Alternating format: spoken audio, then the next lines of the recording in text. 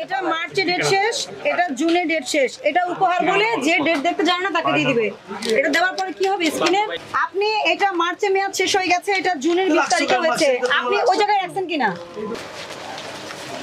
সব luggage product প্রত্যেকটার মুখে কস্টেপ লাগানো। বের করেন, বের করেন। আর আপনার তো এই যে মেয়াদ চলে গিয়েছে 30-এ, নতুন আছে আমি দেখাচ্ছি।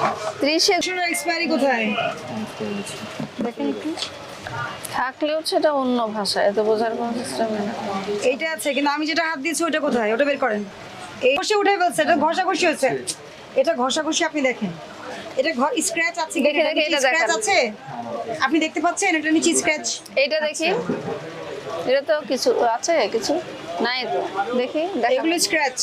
আর যেটা ডেট আছে দেখি কোথায় গেল? যে এটা টেস্ট করা হচ্ছে, এগুলো ডেট কোথায় গেল? এরকম কয়টা আছে? এই যে দেখেন, এই যে নিচে দাম ছিল, এগুলো কি ধরনের বিজনেস? এই সমস্ত প্রোডাক্টে আমরা এটা মেল প্রোগ্রাম প্রত্যেকটা মার্কেট সেটা উনি নিজেই স্বীকার করেছে, মুখে কপি দেয়া কখনো সেল করতে পারবেন না, ঠিক আছে? এগুলো সম্ভবত ডেট এক্সপায়ার হয়ে গেছে। দেখেন সেম প্রোডাক্ট যেটা আছে হ্যাঁ, উৎপাদন মেয়াদ উত্তীর্ণের তারিখ ছাড়া কি কোনো ক্রিম সেল করা সম্ভব? এই যে এখানে দেখেন স্পষ্ট দেখা যাচ্ছে একটা লাইন আছে, নিচে লাইন মুছে ফেলেছে, দেখা যাচ্ছে কিনা বলেন? হ্যাঁ, এইসব বিজনেস কেন হবে? এটা কি মানে গ্রহণযোগ্য? দেখেছেন এগুলো ঘোলা ঘোলা কেন? এগুলো কি কেমিক্যাল দিয়ে উঠিয়ে ফেলেছে? কারণ উৎপাদন মেয়াদ উত্তীর্ণের তারিখ এটার কোনো বক্সেও নাই, আপনি দেখেন। তার মানে কি এটা নিচে লেখা থাকে? একে তো এটা লাগেজ প্রোডাক্ট, তার উপরে এরকম ঘটনা। বলেন আপনি লাগেজ প্রোডাক্ট না হয় আমি বুঝলাম যে আচ্ছা এরকম যতগুলো পিস আছে ডেট খুলে ফেলেছে। এই আপনি বুঝছেন আমার কথা? ওইটা কি আর কি কি বিক্রি করেন? ওই প্যাকেটটা দেখি কি জিনিস এটা? Hair essential oil.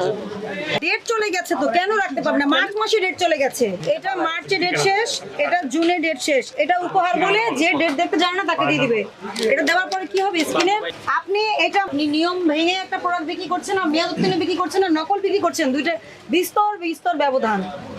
আপনারা এগুলো নিয়ে ইনভেস্টিগেট করবেন, ঠিক আছে? আমি সতর্ক করছি, 50,000 টাকা জরিমানা করা যায়, 1 বছরের জেল দেওয়া যায় বা উভয় দণ্ড দেওয়া যায়, ঠিক আছে?